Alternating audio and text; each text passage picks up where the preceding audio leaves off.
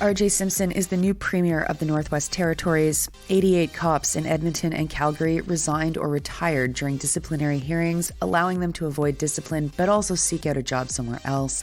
Canadian banks are fined for not reporting suspicious transactions related to terrorism or money laundering.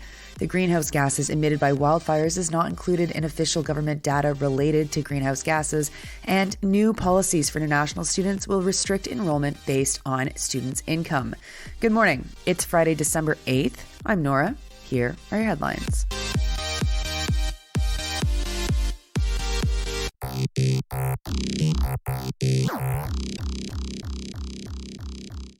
First to Yellowknife, where the legislature there has selected the next premier, replacing Caroline Cochrane.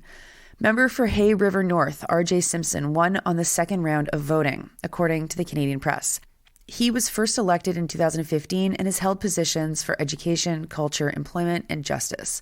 The extremely short article explains that the Premier and Cabinet of the Northwest Territories is chosen by consensus among elected members. And that's it. That's all the information in this article. Pretty thin and weak reporting from Canada's National News Service on the victory, at least as it appeared in CTV News. Luckily, we have Ollie Williams at Cabin Radio, who explains that Simpson defeated Kieran Testard in the runoff ballot.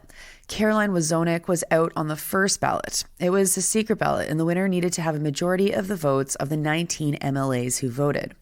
The cabinet will be Lisa Semler, Caitlin Cleveland, Lucy Kuptana, Jay McDonald, Vince McKay, and Wozonik. Shane Thompson is the speaker, though he had sought to be the premier too. The Territories' cabinet has to have 2 members who are from north of Yellowknife, 2 who are from Yellowknife, and 2 who are from the south of Yellowknife. Because of this formula, Testard didn't get a cabinet seat.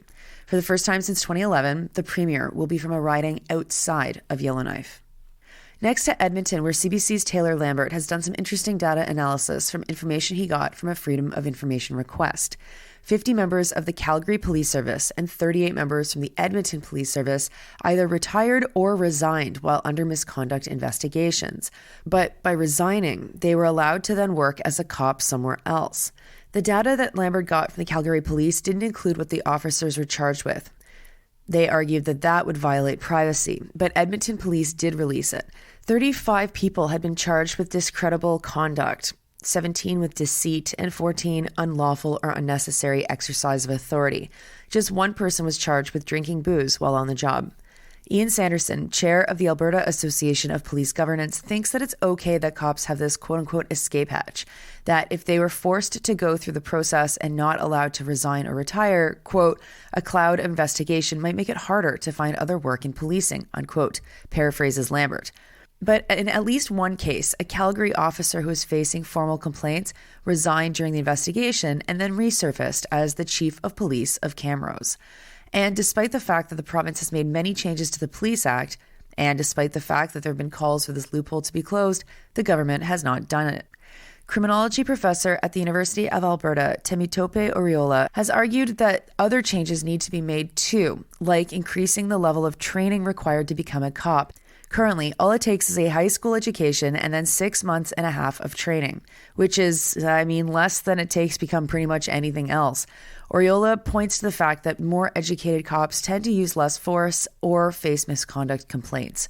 This change was also not made by the Alberta government.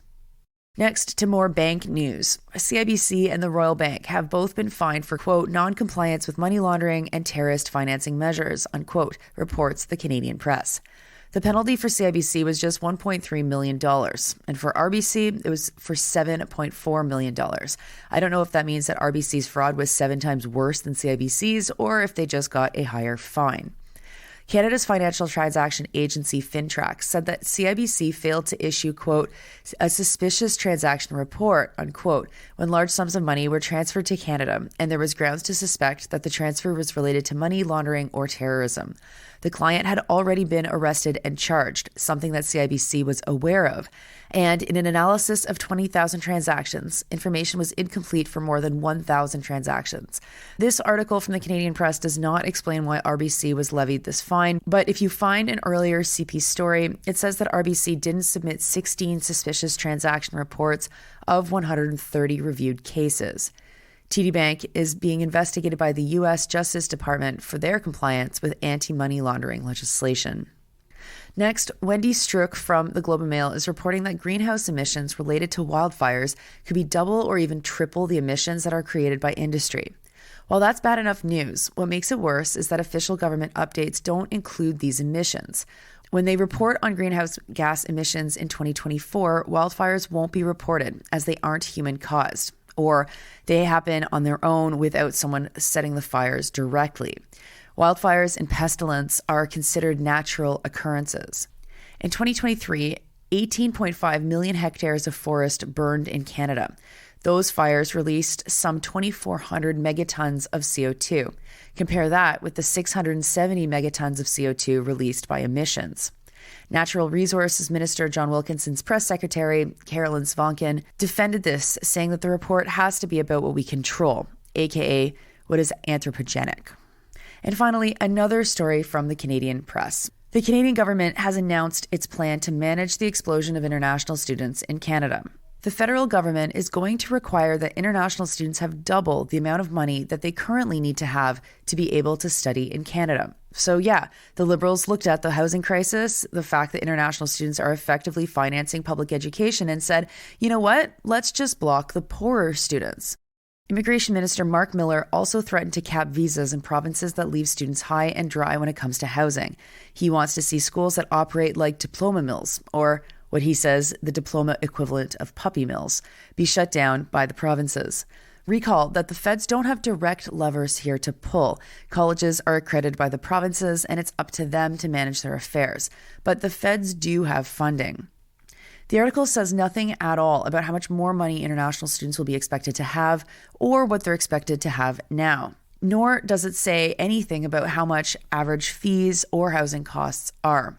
Now, there's a part of this story that is just so liberal. They cannot help themselves. Because they're making it even more expensive, they will create programs for something that they call, quote, underrepresented cohorts of international students, unquote.